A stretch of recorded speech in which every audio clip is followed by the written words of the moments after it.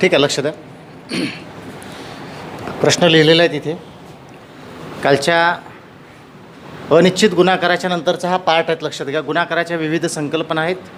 काल बोलल्याप्रमाणे आपल्याला हे सिलेबस माहीत पाहिजे असं जेव्हा मी म्हटलं होतं. सिलेबसचा अर्थच तो होतो. सिलेबस माहीत असणे याचा अर्थ काय? जर मी गुणाकार शिकत असेल तर नेमका गुणाकार कसा कसा प्रमोट केलेला जातो. एक चेअर काढून द्या ना मागे.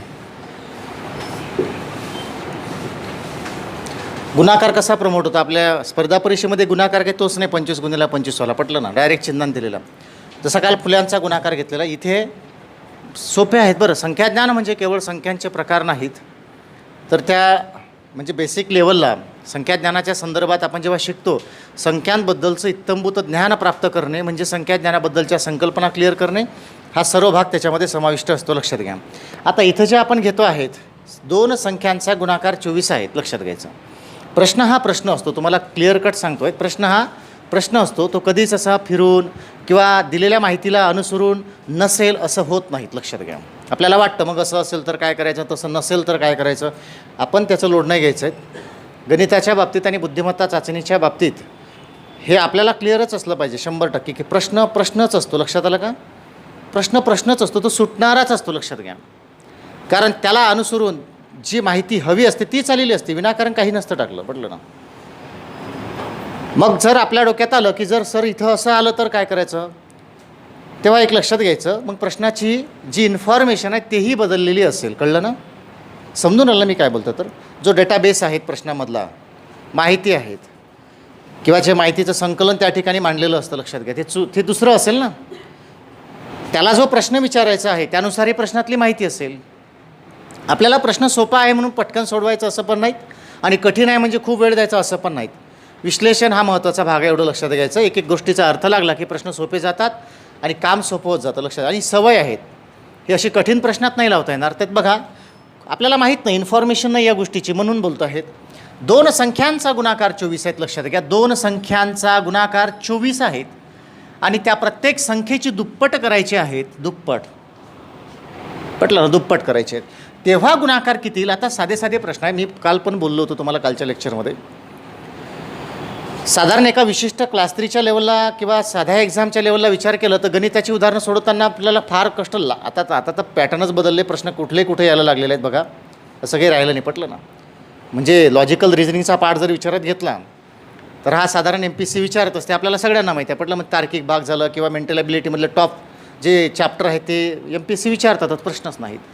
पण मागच्या बऱ्याचशा म्हणजे साधारण मागच्या 1 इयरच्या आधी जर पाहिलं आपण, चांगल्या एक्झाम झाल्या असतील किंवा CGL पाहिलं असेल तुम्ही, आपण सेंट्रल गव्हर्नमेंटचे एक्झाम पाहतो, त्याला काही प्रमाणात रिझनिंगचे टफ चॅप्टर जे आहे ते विचारले जातात ना, लक्षात आलं की नाही? असं नाही म्हणू शकत नाहीत, लक्षात घ्या. आता वेन डायग्राम हे चॅप्टर जे आहेत हे साधारण सर्रास विचारलं जातं, क्लास 3ला सुद्धा आलेलं आहेत, लक्षात घ्या, बरोबर ना? थोडं त्याला एक्सपांड करताना त्याची काठिण्य पातळी मात्र नक्की थोडीफार कमी जास्त झालेली असते. हा भाग वेगळा, लक्षात घ्या. आता प्रश्न सोडत असताना डाटाबेस जो दिलेला आहे, 2 संख्यांचा गुणाकार 24, प्रश्न सोपा आहेत बघा, तो भाग नाहीत. आपल्याला शॉर्टकटसुद्धा तयार करताना मी म्हटल्यावर शॉर्टकट जर आपल्याला इम्प्लिमेंट करायचं असेल, शॉर्टकटवर डिपेंड राहायचं नाहीच आहेत मुळात. पण जिथे जिथे मी शॉर्टकट सांगेल तुम्हाला, तो शॉर्टकट का आलेला आहेत हे कारणसुद्धा आपण स्पष्ट करणं गरजेचं आहे, पटलं ना? मी बोलल्याप्रमाणे तुम्हाला प्रत्येक गोष्टीचं रिझन या ठिकाणी भेटेल. जर एखादा शॉर्टकट जरी मी सांगत असेल तरी ती माझी प्रॉपर्टी नाही आहे, ती मी आधीच क्लिअर सांगतो आहे. त्या संकल्पनेचं ते पोटेन्शियलच तसं आहे म्हणून मी त्या ठिकाणी काम करू शकतो, कळलं का मी काय बोलतो? तर येत्या लक्षात मी काय बोलतो? तर याची उगाच त्याच्यामध्ये उहापोह करून आणि स्वतःला आपण म्हणू की माझा आहे किंवा तुमचंही सुद्धा नाहीत. मी तेव्हाच त्याच्यावर आपण एक काम करू शकतो जेव्हा त्या संकल्पनेमध्ये ते पोटेन्शियल असेल, पटलं ना? समजून आलं का मी काय बोलतो? पोटेन्शियलचा अर्थ लक्षात आला ना? जर ती समजून घ्या, ज्वालाग्रही जमीन असेल तरच उद्रेक होईल ना. ती आपल्या काळ्या जमिनीत लावा ना, किती आग लागेल का? उद्रेक होईल का? ज्वालारस निघणारच नाहीत, अख्ख्या मरेपर्यंत गेलं तर निघणार नाही, लक्षात घ्या. कारण त्या जमिनीत ते पोटेन्शियल तसंच लागेल, लक्षात घ्या. गणिताचंही तसंच आहे. काही ठिकाणी बऱ्याचशा संकल्पना शॉर्टकटमध्ये यूज करतो तर काही ठिकाणी होत नाहीत. याचं कारण तेच आहे, कारण आलेलं पोटेन्शियल डाटाबेस जो आहे ते फार मॅटर करतं, लक्षात आलं ना? म्हणून आपल्याला पहिलं प्राधान्य द्यायचं आहे माहितीला. माहिती कुठली आलेली आहे त्याच्यावरच अवलंबून असतो. हा प्रश्न सोपा आहे. आता पहिल्यांदा जर मी शॉर्टकट म्हटलं तर बघा, हा असा सुटतो. जर एक्झामच्या दृष्टिकोनातून मला सोडवायचा झालास तर मी कसा सोडवेल? मी याला पाहिल, याचा फक्त दुप्पट म्हणजे होतो 2, राईट? तिप्पट म्हणजे 3, चौपट म्हणजे 4 सिंपल आहेत बरोबर ना. मग जेवढी पट आहे मी त्याचा वर्ग करेल म्हणजे दुप्पटचा वर्ग म्हणजे 2चा वर्ग होणार 4 आणि मूळ गुणाकार जो आहे त्याला गुणणार म्हणजे 24 चोक 96 हे त्याचं उत्तर निघालं. संपलं उत्तर. कळलं की नाही कळलं. सिंपल आहेत ना. निघालं सेकंदात. आपल्याला काम करायचं आपण अभ्यास करतोय नुसतं सेकंदात उत्तरं काढून बरोबर पुढे जाण्यात अर्थ नाही. कारण जेव्हा फाईट होईल ना चांगल्या कठीण प्रकरणाशी मग आपल्याला सवय नसेल अभ्यासाची आणि संकल्पना जनरेट करण्याची. मग आपण आता कारण शिकणार आहे हे असंच का असंच का. जर तिप्पट असतं तर 3चा वर्ग केला असता 9 9 ने 24ला गुणलं असतं. 4 असतं तर चौपट झाली असती. चौपटीचा वर्ग म्हणजे 4चा वर्ग 16 16 गुणेला 24 केलं असतं. लक्षात घ्या. येत्या लक्षात सर्वांना. बाकी लक्षात येतात ना. हे लक्षात घ्यायचं. मग हे का बरं असं का घडतं. पटीचा वर्ग होण्याचं रिझन काय आहेत. प्रश्नाला शिकताना त्याचं फुल ऑपरेशन करून घ्यायचं. लक्षात घ्या. कळलं की नाही कळलं. म्हणजे त्या डाटाबेसवर अजून काही डोक्यात येतं का सगळं अँगलनं चेक करून घ्यायचं आणि मोकळं व्हायचं. लक्षात घ्या. म्हणजे चुकत नाहीत. कारणासहित शिकायचं विश्लेषणात्मक. आता कदाचित तिथं डोक्यात येतं 2 संख्यांचा गुणाकार म्हटलाय. हा प्रश्न 3 संख्यांचा गुणाकाराच्या संदर्भात विचारला का. बोला ना. नाही. तिथे मग हा बेस नसेल. असं मटेरियल पण तयार होत नाहीत. उत्तर पण असं निघणार नाहीत. हा प्रश्न केवळ कोणत्या संदर्भात आहे.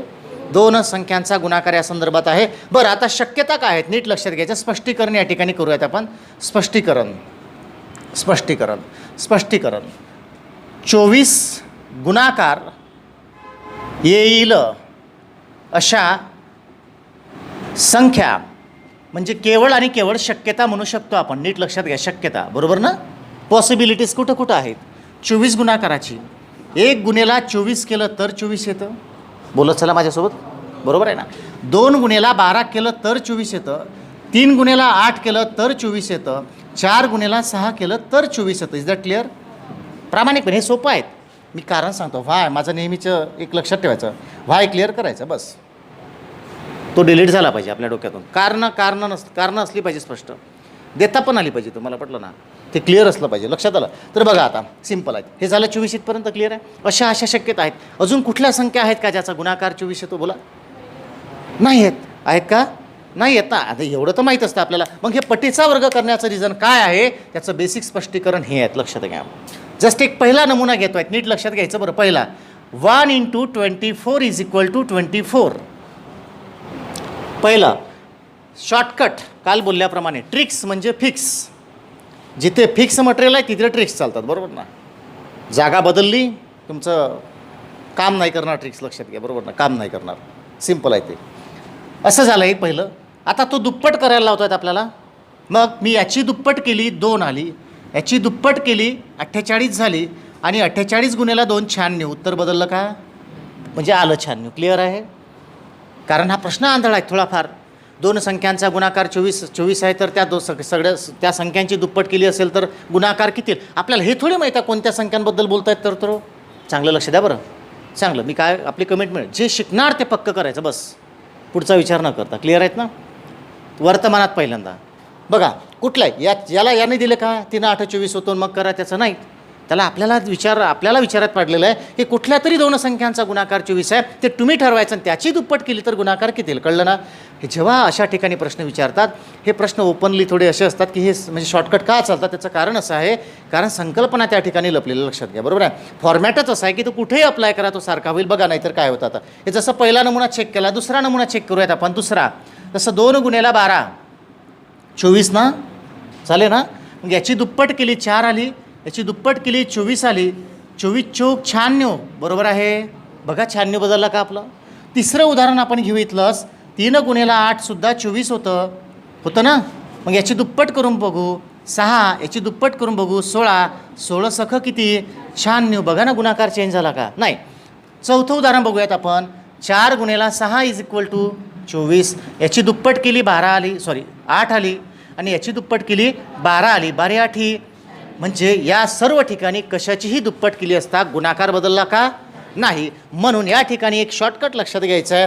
जेव्हा दुप्पट होते इकडेही दुप्पट म्हणून पटीचा गुणाकार म्हणजेच पटीचा वर्ग झाला. दुप्पट म्हणजे 2 गुणिले 2 4. क्लिअर कट आहेत ना. हे बेसिक रिझन असल्यामुळं मी याला शॉर्टकटमध्ये असं म्हणू शकतो की या ठिकाणी सिंपल आहेत. दुप्पट म्हणजे काय तर पटीचा वर्ग करावा. कळलं का. पटीचा वर्ग करावा वर्ग करावा व त्या वर्गाने उदाहरणात दिलेल्या मूळ गुणाकाराला गुणावे. क्लिअर आलं. म्हणूनच पटीचा वर्ग म्हणजे दुप्पटचा वर्ग म्हणजे दुप्पटचा वर्ग म्हणजे 2चा वर्ग झाला 4. त्या 4ला या मूळ संख्येनं गुणलं 24ने म्हणजे 96. हे तुमचं उत्तर आहे. कारण उत्तर बदललं का बघा ना तुम्ही. क्लिअर झालं सगळ्यांना. बेस समजलेला आहे. प्रामाणिकपणे सांगा. क्लिअर आहेत ना. सेम आपल्याला असेच प्रश्न आत्ता पहिल्यांदा पाहायचे आहेत. नंतर आपण थेअरीमध्ये त्याला कन्व्हर्ट करू. लक्षात घ्या. जस्ट तोंडी सांगायचं आहेत मला 1-2 प्रश्न. बघा पुढचे प्रश्न आहेत. 2 संख्यांचा गुणाकार 15 आहेत. पहा तिथे 2 संख्यांचा गुणाकार 15 आहेत. त्या प्रत्येक संख्येची 3 पट करून गुणाकार केल्यास किती येईल. हां, कारण 3चा वर्ग 9 आणि 9 गुणिले 15 किती 135. सगळ्यांचं क्लिअर आहेत. प्रश्न वाचतो आहेत मी. लक्षात घ्या. परत 2 संख्यांचा गुणाकार 360 आहेत. वरती फक्त आकडे बदललेले आहेत. 2 संख्यांचा गुणाकार 360 आहेत. त्या प्रत्येक संख्येची चौपट केली गुणाकार किती येईल. जे ऑप्शनमध्ये कदाचित तिथे किती आलेलं आहे 57 60. कारण 4 चौपट केली म्हणजे 4चा वर्ग किती 16. क्लिअर आहे सगळ्यांना. 57 60 प्रामाणिकपणे करा. 4चा वर्ग 16.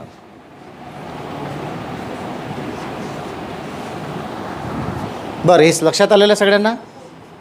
पुन्हा एकदा ह्या गुणाकाराचा कॉन्सेप्ट क्लिअर आहेत का. गुणाकाराचा कॉन्सेप्ट क्लिअर आहेत ना. तर आपण पुढं जाऊ. ठीक आहे, चालेल.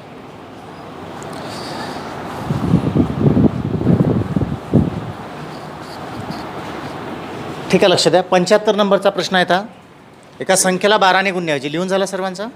काय अडचण नाही. नोट्समध्ये आहेच तो नंबर टाकला तरी चालेल. प्रश्न लक्षात घ्यायचा आहे. डुप्लिकेट जे करणं म्हणतो ना, एखादा प्रश्न शिकल्यानंतर त्याला वापरायचं कसं पुढं ते लक्षात घ्यायचं आहेत आपल्याला. लिहून झालं असेल तर सगळ्यांनी इकडे लक्ष द्या इकडे. ठीक आहे, पहा आपण ॲनालिसिस करू. प्रश्नाशी बोलणं शिकणे म्हणजे याचा अर्थ काय. उदाहरणाशी बोलणं शिकणे याचा अर्थ काय. संख्याज्ञान भाग 1 मध्ये नैसर्गिक पूर्ण पूर्णांक शब्दशः असा प्रयोग झालेले प्रश्न फार कमी आहेत. बघा ना. नाही तर तुम्ही संख्याज्ञानाच्या पहिल्या पार्टमध्ये आपण नैसर्गिक पूर्ण पूर्णांक वगैरे शिकलो की नाही. क्लिअर आहेत ना. बरं, पहिल्या 2 लेक्चरमध्ये म्हणजे होमवर्क जेव्हा आपण घेतलेलं आहे तेव्हा तशी शब्दशः प्रश्न होती. परिमेय संख्या कुठली, पूर्णांक आहेत का, बस एवढं पटलं ना. त्याच्यानंतर साधारण जे कालपासनं किंवा त्याच्या आधी पाहतो आहेत जे प्रश्न आपण चेंज केलेले आहेत किंवा झालेले आहेत त्या ठिकाणी लक्षात घ्या. याच्यामध्ये असं पूर्णांक सम नैसर्गिक वगैरे दिसत आहेत का नाहीत. एक परिभाषा आपल्याला तयार करायची आहे. संख्याज्ञानाच्या माध्यमातून म्हणा किंवा या चॅप्टरच्या माध्यमातून म्हणा. जी छोटी छोटी शाब्दिक उदाहरणं येतात ना, हे इथंच समजून घ्यायचे. नीट लक्षात घ्या. आता प्रश्नाचं वाचन करणे याचा अर्थ काय. वाचणे म्हणजे ते वाचणे नाही. वाचलं एकदम वाचून घेतलं पटपट मोकळं ते नाही. वाचणे याचा अर्थ आहे प्रश्नातला जो डेटा दिलेला आहे तो विशिष्ट प्रमाणात नाही तर चांगल्याच प्रमाणात ॲनालिसिस झाला पाहिजे. लक्षात घ्या. तुरळक नाहीत. बरं, 100% त्याचा बेस समजला पाहिजे. प्रश्न जो विचारलेला आहे त्याच्यामधला प्रश्न भाग कुठला आहे आणि माहिती भाग कुठला आहे नीट लक्षात घ्यायचं. बरं, आणि नेहमीची कमिटमेंट आहे किंवा तेव्हा तुम्हाला नेहमी सांग तुम्ही त्याच ॲटिट्यूडनं लक्ष द्यायचं बॅचमध्ये. प्रश्नासाठी प्रश्न शिकायचा नाही आहेत आपल्याला. कळलं ना. प्रश्नासाठी जर प्रश्न शिकायचा असते तर सुटतो तो 1 मिनिटाच्या आत सुटतो. कसा सुटतो बघा. 12ने गुणण्याऐवजी चुकून 21 गुणलं, फरक आला 9चा. 108ला 9 भागायचं. 9 किती 12. संपलं उत्तर 12. निघालं. सुटला सेकंदात तो. पटलं ना. नीट लक्षात घ्या. शॉर्टकटनं सुटला, निघालं उत्तर. समाधानी यायचं पुढं नाही. जर हेच शिकायचं झालं तर एवढं शिकून आपण मोकळं करू शकतो. त्याला पण तसं नाही. जर हे एवढंच घेतलं तर केवळ आणि केवळ असाच प्रश्न क्लिअर होईल. मग जेव्हा अशासारखे प्रश्न तिकडे भागाकार किंवा पुढे येतात लक्षात घ्या कसोट्यांमध्ये म्हणा किंवा अपूर्णांकांमध्ये प्रश्न सेम टू सेम नाहीत. अशा रचनेचं म्हणजे असा वाचल्यानंतर आपल्याला लक्षात असा कुठंतरी मी वाचला आहेत का हे जेव्हा रिअलाईज होतं. म्हणून ह्या प्रश्नांमध्ये कन्फ्युजन होतं. लक्षात घ्या. मी पुन्हा काय बोलतो बघा माझ्याकडे. जेव्हा पॅरलल क्वेश्चन म्हणजे किंवा सब क्वेश्चनचा अर्थ आहे माहिती भाग तोच आहे. थोडा प्रश्न बदललेला आहे. पटलं ना. पण एखाद्या वेळेस वाचताना खूप गॅप असेल अभ्यासामध्ये तर असं वाटतं हा मी कुठंतरी वाचला आहेत असते दोन्ही वेगळे. पण वाचताना सारखा रस्ता नाही वाटत का. हा रस्त्यावरनं मी कधी गेलेलो आहोत. कारण कधी रस्त्याची रचनाच सारखी असते. लक्षात घ्या. दोन्ही बाजूला निसर्ग आहेत, झाडं आहेत. असं दुसऱ्या रस्त्याने गेलं तर असं वाटतं सारखाच आहे. पटलं ना. येताना लक्षात. तेव्हा अनावधानानं जर चांगलं परफेक्शन नसेल तर 100% चुका होतात. कारण असं वाटल्यामुळं जिथे जी नाही संकल्पना वापरायला पाहिजे तीच नको त्या ठिकाणी वापरून टाकतो. कारण आपल्याला वाटतं तोच आहे तो, परंतु तो नसतो. पटलं ना. मग हे विश्लेषण आपल्याला करणं गरजेचं आहे. मग व्यवहारी अपूर्णांकामध्ये असा एक प्रश्न आहे पुढे गेल्यानंतर सुमनला एका अपूर्णांकाला एवढ्या एवढ्या संख्येने गुणायला सांगितले होते, चुकून सुमनने तेवढ्या एवढ्या संख्येनं भागलं, तर उत्तर हे आलं. लक्षात घ्या. मग आपल्याला तो वाचल्यानंतर असं वाटतं अरे असं तर कुठंतरी वाचलं आहेत मी, माहिती वाचताना टोनिंगसारखंच वाटतं ना. येताना मी काय बोलतो तर मला समजून घ्या बरं व्यवस्थित मी काय बोलतो, तर क्लिअर होणार ना. मग कदाचित तो वाचला पहिल्यांदा, मग हा वाचला नंतर, तर असं वाचताना लक्षात येतं अरे असं तर कुठंतरी वाचला, कळलं ना. परंतु दोन्ही भाग इथे वेगळे आहेत. कदाचित असा प्रश्न येतो एका संख्येला त्याला एवढ्याने भागायला सांगितले होते परंतु चुकीनं गुणलं, असंही म्हणू शकतो. किंवा चुकीनं गुणायला सांगितले होते, चुकीनं भागलं, असंही म्हणू शकतो. इथं दोन्ही ठिकाणी गुणाकारच झालेला आहेत, येत्या लक्षात. म्हणून प्रश्नांचं विश्लेषण होणं गरजेचं आहे, प्रश्नाचं व्हेरिफिकेशन होणं गरजेचं आहे, क्लासिफिकेशन होणं गरजेचं आहे. आणि प्रश्न तुम्हाला इन्फॉर्मेशनमध्ये पाहिजे की नेमकं प्रत्येक प्रश्नाचे वेगवेगळेपणा काय आहेत. लक्षात घ्या. प्रत्येक प्रश्नाचं काहीतरी वेगळेपण आहेत ना, ते आपल्याला समजलं पाहिजे. म्हणजे जिथली तिथंच संकल्पना लागेल, चुकून टोला लागणार नाहीत. क्लिअर होणार सगळ्यांना. मग कुठंतरी चांगल्या लेवलच्या एक्झाममध्ये आपण गणितासारखे बुद्धिमत्तासारखे विषय टॅकल करू शकतो. लक्षात घ्या. अदरवाईज आहे तिथेच राहू. मग लक्षात घ्या, सिम्पल आहेत. बघा आता प्रश्नांचं विश्लेषण करूया. मी दुसरा एक क्वेश्चन या ठिकाणी तयार करतो आहे. पॅरलल क्वेश्चन म्हणूया, सब क्वेश्चन म्हणूया, सारखा म्हणूया, अंदाज बांधण्यासाठी म्हणूया, जे काय असेल. परंतु असा एक प्रश्न असू शकतो, माहिती भाग तीच वापरतो मी. बघा नीट लक्षात घ्यायचं. एका संख्येला 12ने गुणण्याऐवजी चुकून 21ने गुणले, व गुणाकार 108 आला, तर ती संख्या कोणती. आता दोन्ही प्रश्न तुमच्या डोळ्यासमोर आहेत. प्रश्नांचं विश्लेषणाचा अर्थ या ठिकाणी खऱ्या अर्थानं लागतो. विश्लेषण का करायचं चांगलं लक्षात घ्यायचं. मी पुन्हा सांगतो, शॉर्टकटसाठी शिकाय. उत्तर निघालं आहे ना आपलं मगाशीच, नाही तर डोक्यात राहतं सर उत्तरच सांगा ना, मोकळं करणं. हां, तर तो भाग नाही होणार, कारण त्यांना परफेक्शन नाही येणार तुमचं. ठीक आहेत ना. आपल्याला लिंक लावायची, इंटरलिंक, चॅप्टरची लिंक लावायची आहेत, उदाहरणाची इंटरलिंक लावायची आहे. तुम्हाला सिलेबसमधला पार्ट माहीत पाहिजे की कुठं काय घेतलं होतं. पटलं ना. प्रश्न वाचला पटकन सरकन झोमलं पाहिजे मेंदूला की हां वाचला आहे, त्याचं वेगळं आहे. पटलं ना. तर पण परफेक्शन आहे. अदरवाईज मग आहे ते मग 14-15 जर कंबाईनला किंवा कुठल्या तरी एक्झामला 15 क्वेश्चन आले गणिताचे, तर 10 मार्क कोणालाही पडतात. पटलं ना. जो ॲव्हरेजमध्ये मुलगा अभ्यास करतो एखादा स्पर्धा परीक्षेचा, त्याला 10 पडतात ना. 4 आणि 5 पडणाऱ्याचा विचार मी करत नाही इथे. पण जो ॲव्हरेजमध्ये अभ्यास आहे ज्याचे क्लासही नसतील, उदाहरणार्थ चांगला प्रामाणिकपणे, त्यालाही 10-11 पडतील ना. बरोबर आहे. स्पर्धा कुठं आहेत खऱ्या अर्थानं, वरच्या 2-3 मार्कावर असतात. लक्षात आलं ना. कळत आहेत मी काय बोलतो आहे. तर एखादी प्रिलिम्स आहे समजा 45वर क्लोज झालेले आहेत, तुम्हाला 43 पडले म्हणजे तुम्ही स्पर्धेत आहे, त्याचा अर्थ कळत आहेत ना. तिथे 35 पडणाऱ्याने विचार करू नये, गम करू नयेत मला 10 मार्क्स कमी पडले. कळलं ना फरक. त्यांना म्हणून एका मार्काचं दुःख कोणाला, त्याला असेल. याने म्हणणे चुकीचं आहेत ना. यार 10 मार्क कमी पडले तेवढेच पाहिजे, तेवढे नाही, खूप मोठी गॅप आहेत ती. ते भरायला अजून 2-3 वर्ष लागेल. लक्षात घ्या. जर अभ्यास व्यवस्थित नाही केला तर. हे लॉजिक आहेत. लक्षात घ्या. म्हणून आपल्याला आपली रेस कुठं आहेत हे कडूनच सगळं व्यवस्थित प्लॅनिंग करायचं. लक्षात घ्या. प्रश्नांचं विश्लेषण करणं ही खूप चांगली सवय आहे जर चांगल्या एक्झाम टॅकल करायचं असेल तर. लक्षात घ्या. थातूर नाहीत. मग तुम्ही म्हणणार सर हे मोठे चॅप्टर लागायचे आहेत अजून. तसं नाहीत. मोठ्या चॅप्टरमध्ये मोठे कामं घडत नाहीत. ही सवय आहेत, ही हॅबिट आत्तापासून लावायची आहेत. कळलं ना. बिलकुल बिंदास्त राहायचं. छोट्याकडून मोठ्याकडे, सोप्याकडून कठीणाकडे, लहानाकडून मोठ्याकडे. हा वेच आहेत गणित शिकण्याचा. म्हणजे आपल्याला आणि मोठ्या ह्याच्यात नाही शिकायला भेटत. जे छोटे बारकावे असतात ना, ज्याला आपण लर्न करायचे आहेत, स्किल डेव्हलप करायचे आहे, ते लहान उदाहरणापासूनच डेव्हलप होतात. लक्षात घ्या. कारण ती हॅबिट होऊन जाते ना. सेम सोपं आहेत. बघा आता प्रश्न ॲनालिसिस करूया. तुम्ही पहिला वाचा आणि दुसराही वाचा. नंतर बोलतो अर्ध्या मिनटानंतर मी. पटकन वाचा. वाचले आहेत का लास्टमध्ये तिकडे सुद्धा वाचा. तुम्ही वाचला की नाही. सोपं आहे सगळं. दिसतं आहे सगळ्यांना. बघा एका संख्येला 12ने गुणण्याऐवजी, बरं प्रश्नाशी बोलणं याचा अर्थ काय. मग तुम्ही खूप मोठा प्रश्न आला चांगला आहे, कंबाईनला वगैरे विचारलेला असेल, त्यामध्ये वाचन नाही करू शकत आपण. लक्षात आलं ना. त्यामध्ये नीट वाचन नाही करू शकत, त्याला चांगलं घेऊ शकत नाही, कारण तिथं समजायला वाव नसतो. मग आत्ता छोट्या प्रश्नामध्ये अर्थ लावणं शिकायचं आहे. एका संख्येला बऱ्याचदा प्रश्नभाग मी उत्तरासाठी नाही करत आहे, चांगलं लक्षात घ्यायचं. नाही तर कोणाच्या डोक्यात असेल पटकन उत्तर काढून चला ना पुढं. उत्तर निघालं आहेत मग अशीच. पटलं ना. मी व्हाय क्लिअर करतो. प्रश्न कसे वाचायचे, प्रश्नभाग कुठला असतो, माहिती भाग कुठला असतो, कारण ते उद्या शेकडेवारी नफा तोटा काळकाम शेअर्स वगैरे लागल्यानंतर जेवढं पटून द्यायचं असेल तिथे नाही पोटेन्शियल त्याचं, इथे पटून घेता येईल, कारण सोपा भाग आहे. समजलं ना. लक्षात घ्या, डिमांड वेगळी आहेत आजची आणि उद्याची डिमांड वेगळी असेल. एका प्रश्नभाग कुठला आहे तर ती संख्या कुठली, ती संख्या कुठली, ती ती ती ती म्हणजे एका, हाय क्वेश्चन मार्क आणि हा म्हणजे बऱ्याचदा प्रश्नाची सुरुवात जी होते तीच एंड करू शकते. म्हटलं ना, प्रश्नामध्ये जे विचारलेलं आहे एका संख्येचा म्हणजे माहीत आहेत का, नाही माहीत नाहीत. एका संख्येचा आणि ती संख्या कोणती, याचा अर्थ प्रश्नाच्या सुरुवातीला जी माहिती विचारले आलेली आहेत एका संख्येचा आणि तीच प्रश्न आहेत, तोच प्रश्न आहेत ना, म्हणजे दोन्ही भाग माहीत नाही, ही निघणं म्हणजे हीच आहेत. क्लिअर होऊन राहिलं का, प्रश्नाचा प्रश्नभाग आणि प्रश्नाचा माहिती भाग हा समजलाच पाहिजे.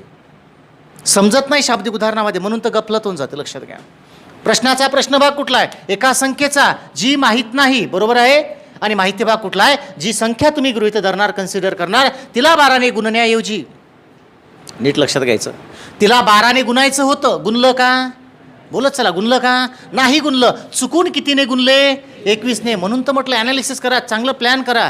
इथे गुणाकाराबद्दल बोलताय, उद्या येणाऱ्या प्रश्नांमध्ये कधी भागाकार असेल, गुणाकार असेल, बेरीज असेल, वजाबाकी मिश्र असेल, तिथे शॉर्टकट चालणार नाही, कारण ही संकल्पना आज शिकतोय ही याला आणि यालाच लागू होते. लक्षात घ्या, कळलं ना. मग गुणलं, मूळ गुणाकार हा शब्दाची पकड असली पाहिजे. जो येणारा जो गुणाकार आहे 108, हा 108 आणि हा वाचला तर काय येतं बघा. चला तिकडे जाऊ. पहिल्यांदा एका संख्येला 12ने गुणण्याऐवजी, इथं सुद्धा तेच आहे, कोणती विचारलाय, बरोबर ना. एका संख्येला 12ने गुणण्याऐवजी चुकून 21ने गुणले व गुणाकार 108 आला असं म्हटलेलं आहे. दोनमध्ये काय फरक आहेत, कारण प्रॉपर्टी बऱ्याचदा सारख्या हेच तर आहेत. लक्षात घ्या, हे समजलं पाहिजे, लक्षात घ्यायचं. दुसऱ्या प्रश्नामध्ये डायरेक्ट गुणाकारच 108 आलेला आहेत. क्लिअर, चांगलं लक्ष द्या, बरं खूप समजून घ्यायचं आहे, मग बजेल अभ्यासामध्ये. क्लिअर होणार सगळ्यांना.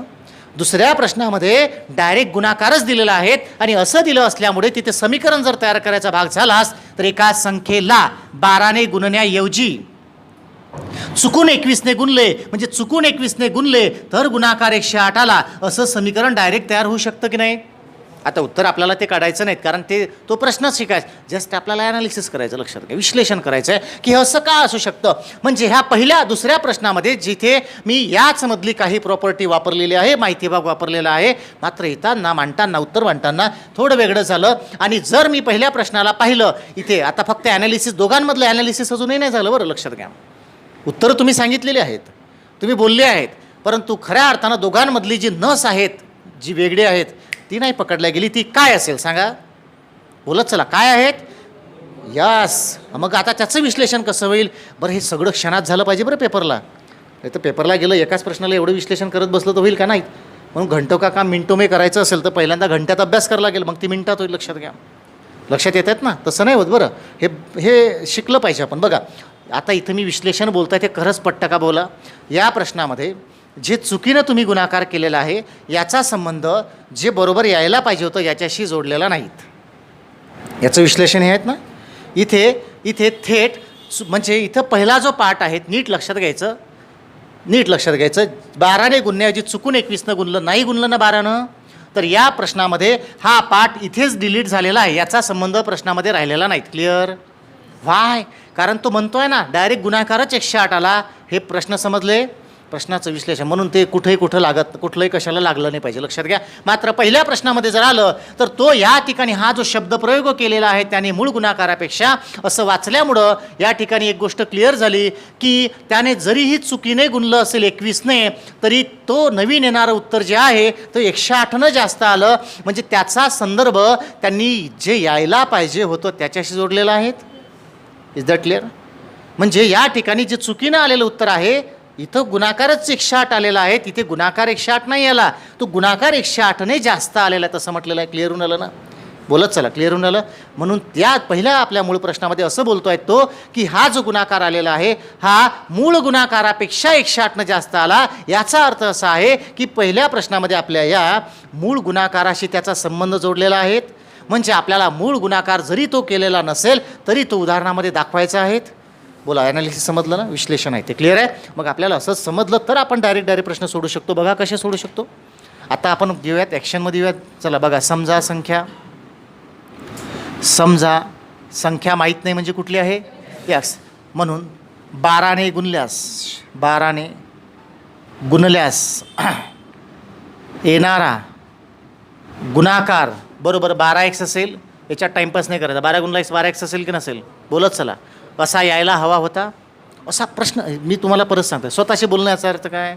गणिताचा अभ्यास करताना, बुद्धिमत्तेचा अभ्यास करताना असंच इंटरॅक्शन झालं स्वतःशी, एकटाच रूममध्ये एकटा आहेत ना, बळबळ करायचं एकट्याशीच, तेव्हा अभ्यास होत होतो.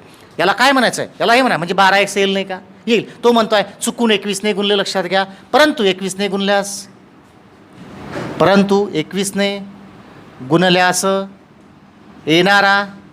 येणारा गुणाकार हा 21x असेल. नंबर 2, बोलत चला. मी फार कमी मांडणीत उत्तर घेण्याचा प्रयत्न करतो आहे, कारण मांडणी गरजेची नाही, कारण विश्लेषण महत्त्वाचं. लक्षात आलं? म्हणजे यायला किती पाहिजे होता? बोलत चला. हाच ना, असं कळलं पाहिजे आपल्याला. आला किती?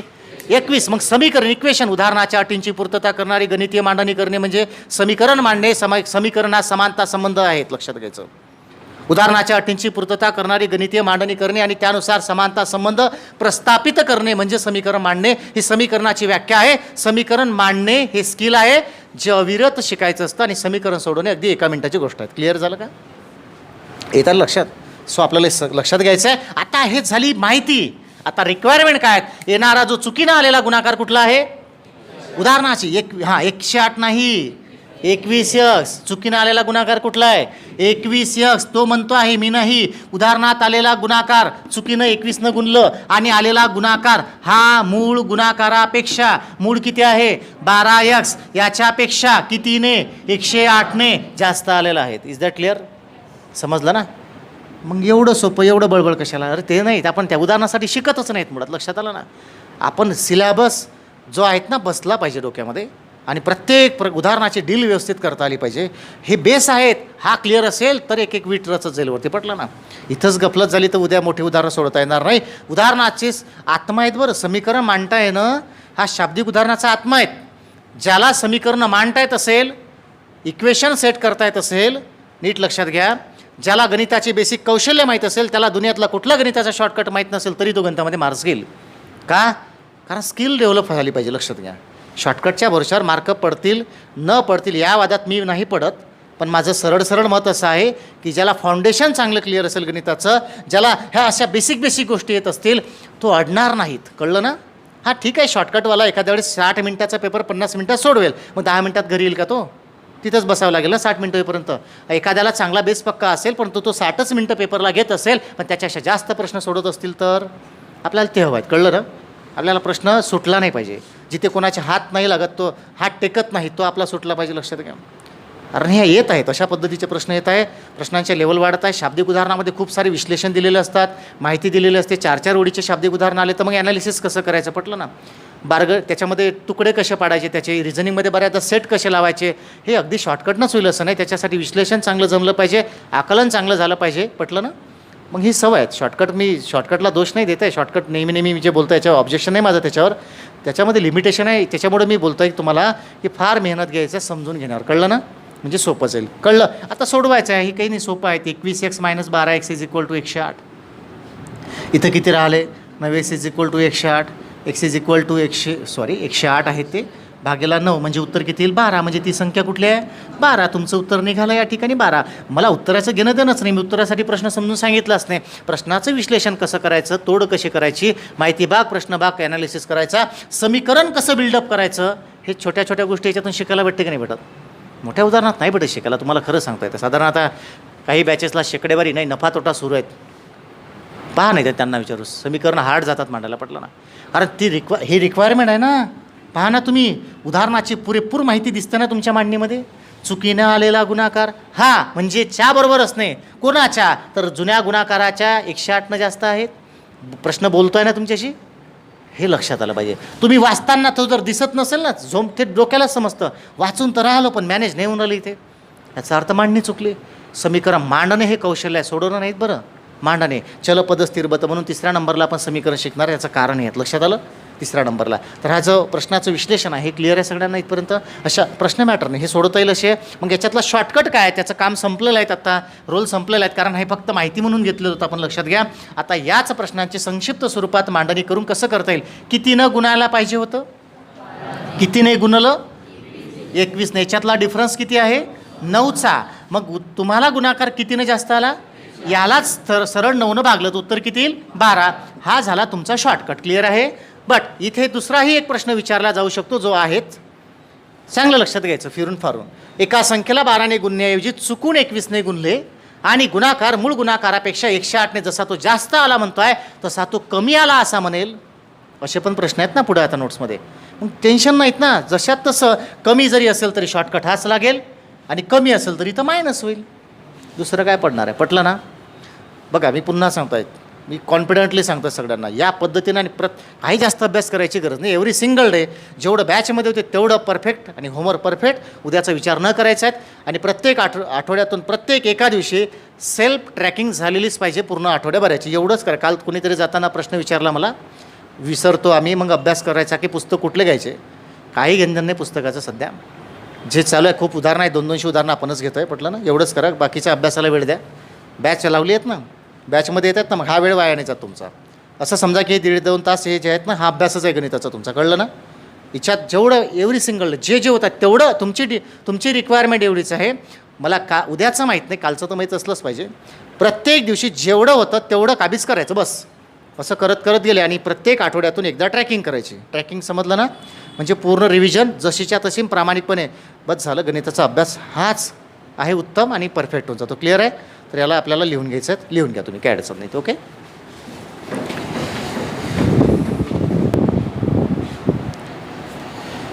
ठीक आहे, लिहून घ्या. आणि पुढची प्रश्न जी आहे साधारण अशीच कमी जास्तवाली, तर हे आपल्याला सोडवायचे. ठीक आहे. तर आजच्या पोर्शनमधलं आहे, लिहून घ्यायचं.